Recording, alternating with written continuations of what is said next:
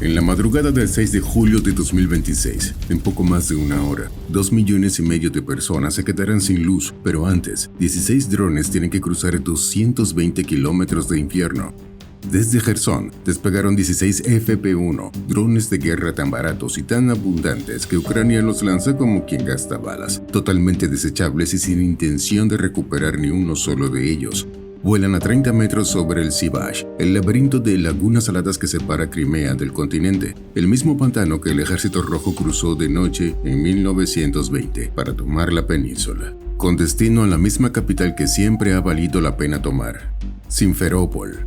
Pero su blanco hoy no es un cuartel. Piensa en la caja de fusibles de tu casa, esa que si se revienta no apaga un foco, sino la casa entera. Solo que esta corre a 330,000 voltios y en vez de tu casa apaga una península completa. Durante 12 años el Kremlin ha vendido Crimea como su postal de vacaciones, playas llenas, malecones encendidos, la prueba de que ahí la guerra no llega. Esa postal funciona con electricidad y en unos minutos toda esa electricidad va a arder dentro de ese patio cercado. Los primeros kilómetros para los drones fueron un regalo. A ras de las lagunas, los drones se perdían en el desorden de agua, sal y barro que enloquece a los radares. En una pantalla rusa, 16 FP-1 rozando el Sivash parecían simple oleaje. Pero no fue un radar el que los cazó, fue un oído. En la orilla sur, un artillero ruso de guardia junto a un Su-23-2, un viejo cañón gemelo de 23 milímetros de los años 60, apuntado a mano. Llevaba horas mirando la nada cuando lo oyó. Un zumbido, como un enjambre de abejas que decidieron alistarse en el ejército. Giró el tubo hacia el ruido, buscó en la mira térmica y ahí estaban, puntos calientes rozando la laguna. Abrió fuego. Las trazaduras salieron al instante. Casi todas impactaron en el agua, pero una perforó a un FP-1 de lado a lado. En Jersón, los operadores vieron el punto borrarse de una de las pantallas. Nadie dijo nada, solo un nombre menos en la lista, y los 15 dedos restantes siguieron moviendo sus joysticks como si nada. Pero ese ZU-23-2 no estaba ahí por casualidad. Rusia sembró decenas de estos cañones viejos a lo largo de toda la costa del Sivash, sabiendo que tarde o temprano algo cruzaría por ahí. Cada FP-1 cuesta unos $55,000 y un misil moderno 2 millones. Rusia aprendió a la mala que cazar drones baratos con misiles caros es como espantar palomas a lingotazos de oro. Quizás le atines a la paloma, pero te quedas sin oro. Por eso desempolvaron los cañones. Así se gana una guerra de drones. No derribando al enemigo, sino obligándolo a fundir su fortuna en el intento. Ya tierra adentro, lejos del alcance del cañón, al de cabeza empezó a fallarle algo mucho más silencioso. Nadie le disparaba, le mentían. Los rusos inundan esta zona con señales de satélite falsas, más fuerte que las verdaderas, y el GPS del dron, obediente, les cree cada palabra. De hecho, y este es un dato real, aquí la interferencia es tan buena que ha engañado a barcos de verdad, con tripulación de verdad, navegando de noche por el estrecho de Kerch. Sus pantallas de pronto juraban que ya no estaban en alta mar, sino estacionados, quietos, en la pista del aeropuerto de Simferópol, a más de 100 kilómetros de donde en realidad flotaban. Pero el dron de cabeza a esa mentira no lo movió ni un metro. Siguió terco, con la nariz clavada en Simferópol. Y esa terquedad fue justo lo que lo delató. 40 kilómetros al sur, sobre una loma, un radar acababa de despertar. No era un cañón de los 60, era un S-400, el sistema antiaéreo más temido de Rusia, y este no pensaba fallar por casualidad. Pero ese radar no se encendió solo por un dron terco. Para entender por qué despertó justo a tiempo, hay que retroceder una hora, hasta antes de que el primer FP-1 tocara tierra en Crimea. Desde las mismas catapultas de Jersón había salido una primera oleada distinta, los Morrigan, drones ligeros de 2 metros de madera y espuma tan baratos que casi dan lástima. No llevan bomba, no llevan cámara, su única misión es morir siendo vistos. Y para que los vieran bien, les habían montado un truco, una lente Lunenburg, una pequeña esfera que atrapa la onda de radar y la rebota multiplicada. Con ella, un dron de juguete de 2 metros aparece en la pantalla rusa, gordo y brillante, del tamaño de un misil de crucero. Es un pez globo con motor. Se infla para parecer una amenaza mortal y que Rusia pique, que Rusia siempre pica. Al otro lado, en un búnker sobre la estepa, el operador del S-400 vio su pantalla llenarse de golpe. 12, 15 manchas grandes y veloces, entrando en formación hacia Simferópol. Su radar, el 91 N6C, también apodado Big Bear, alcanza 600 kilómetros y sigue 300 blancos a la vez. Y en ese instante todos le decían lo mismo. Amenaza real, dispara ya. Pero el operador no tenía manera de saber que cada una de esas manchas gordas era una tabla de madera con una bolita de metal dentro. Hizo lo que manda el manual. Abrió fuego. Los misiles del S-400 cuestan $2 millones cada uno y salieron rugiendo, uno tras otro, despedazando a los Morrigans sobre el cielo negro. Astillas y espuma lloviendo sobre la estepa, $2 millones por cada astilla. Y mientras el gigante vaciaba el cargador contra la madera, por debajo pasaba lo que de verdad importaba. Los FP-1 no llevan una lente que los agrande, llevan justo lo contrario, un recubrimiento que apaga el eco del radar. Mientras los señuelos gritaban, aquí estoy, mátame primero, los verdaderos asesinos volaban al lado, calladitos, como quien se cuela a una fiesta vestido de mesero. Nadie lo invitó, pero tampoco nadie va a gastar una bala en correr al mesero. El operador lo entendió tarde, salvó lo que pudo. Giró el tiro hacia los puntos pequeños y soltó un último misil tras el FP-1 más rezagado. La ojiva cerró distancia y estalló directo en el dron, deshaciéndolo en el aire. Quedaban 14.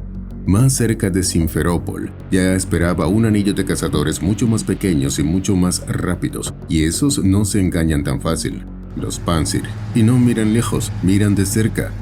4 Panzir esperaban repartidos en el terreno, solapando sus zonas de tiro en lo que los rusos llaman la caja.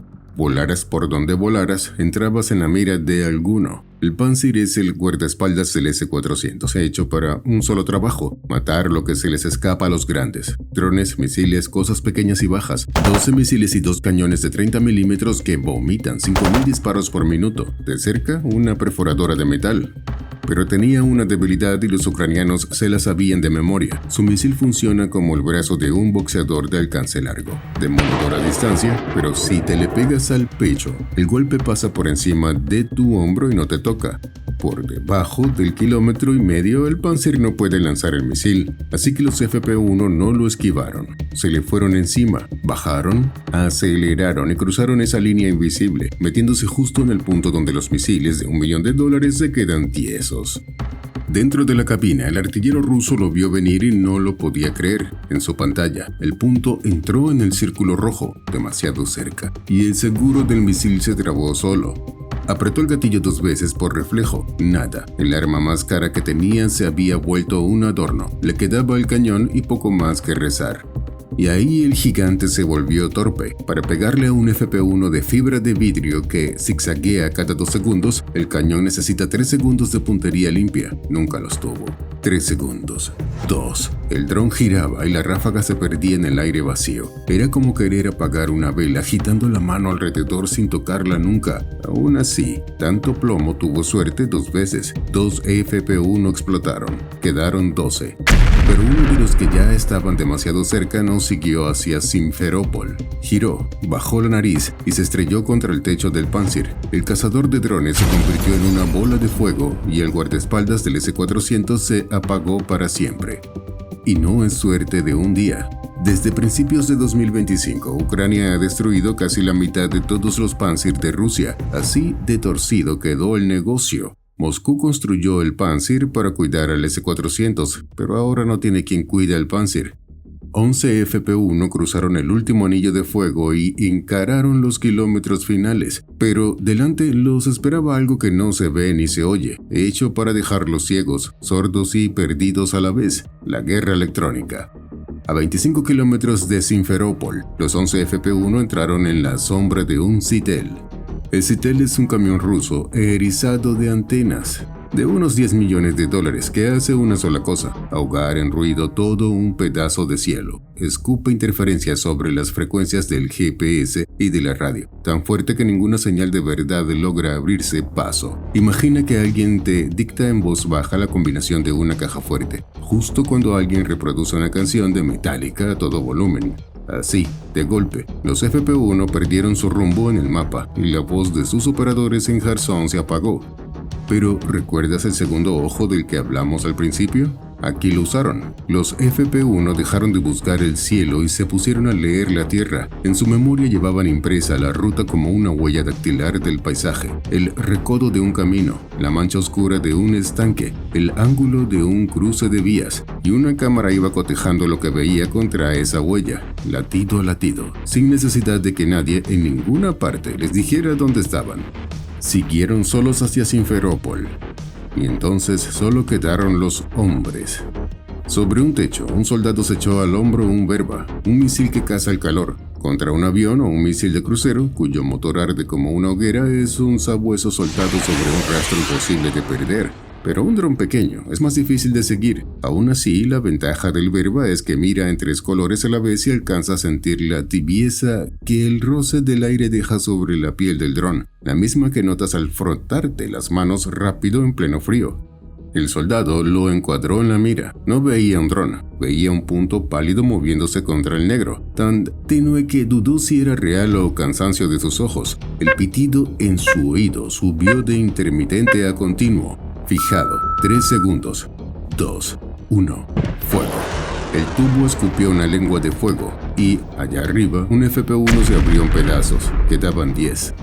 Abajo, otros soldados vaciaban sus AK-74 hacia arriba, apuntándole no a un blanco sino a un sólido, a ese zumbido de cortadora de césped que cruzaba invisible sobre sus cabezas. Disparar así es como espantar a una avispa, a manotazos en un cuarto sin luz.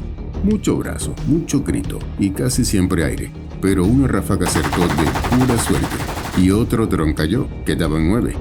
9 FP-1 pasaron entre las balas y por encima de esos hombros por fin apareció un patio cercado del tamaño de varias canchas de fútbol, erizado de torres metálicas y cables gruesos como brazos. De él salía un zumbido grave y constante, el murmullo eléctrico de miles de voltios corriendo por el acero, el corazón de Crimea, la caja de fusibles de toda la península, y ya nadie se interponía. Después de 220 kilómetros y 7 hermanos caídos, ahí estaba, quieto y enorme bajo ellos, el objetivo por el que habían muerto todos los demás. Desde arriba no impresionaba, hileras de bloques grises del tamaño de una casa, pero uno de ellos, el transformador de 330.000 voltios, era la pieza más valiosa de la península. No por lo que cuesta, sino por lo que tarda. Un transformador así se fabrica a mano, a la medida, y no está listo en menos de 1 o 3 años. Con las sanciones encima, Rusia no le puede comprar uno nuevo a nadie. Lo que se rompiera seguiría roto por años. Matar esto no era apagar una luz, era arrancarle al cuerpo un órgano que ya no sabe volver a fabricar.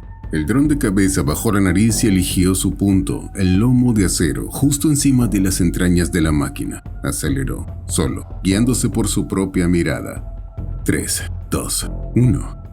La ojiva perforó la coraza y detonó adentro, entre los devanados y el aceite. Ese aceite, miles de litros que enfrían y aíslan al gigante, es también su sentencia. Al calentarse de golpe se vaporiza y suelta hidrógeno y acetileno, de los gases más inflamables que existen. El transformador dejó de ser una máquina y se volvió una bomba. Una onda de presión cruzó su interior a 1200 metros por segundo, más de 3 veces la velocidad del sonido, y el tanque de acero, grande como un camión, se abrió como una lata pisada. Todo, desde que la ojiva tocó el metal hasta que el patio se llenó de fuego. Cupo en una décima de segundo.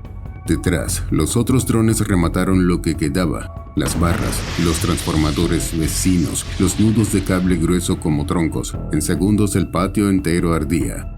Y ahí empezó lo que de verdad importaba. Una red eléctrica está toda cosida entre sí, y esa costura, la que la hace fuerte, es también por donde se desangra. Cuando el primer transformador murió, su carga se lanzó de golpe sobre los vecinos. Estos, para no arder, se apagaron solos y le pasaron el problema a los siguientes, como fichas de dominó hechas de electricidad. El apagón corrió por toda Crimea, más rápido de lo que nadie podía frenarlo. En minutos, la península entera estaba a oscuras. En Yalta se apagaron los hoteles llenos de turistas. En Feodosia se detuvieron las bombas que suben el agua a los edificios. En Sebastopol, la orgullosa base de la flota del Mar Negro quedó ciega frente al mar. Y con el amanecer llegó lo peor. 2,5 millones de personas sin luz y sin agua, un estado de emergencia y las autoridades cortando la venta de combustible a los civiles para guardar hasta la última gota para el ejército. La joya de Rusia, de rodillas por unos aviones de juguete. 9 drones de $55.000 hicieron un agujero de oscuridad justo en el lugar donde Rusia había jurado durante 12 años que siempre habría luz. Cambio y fuera.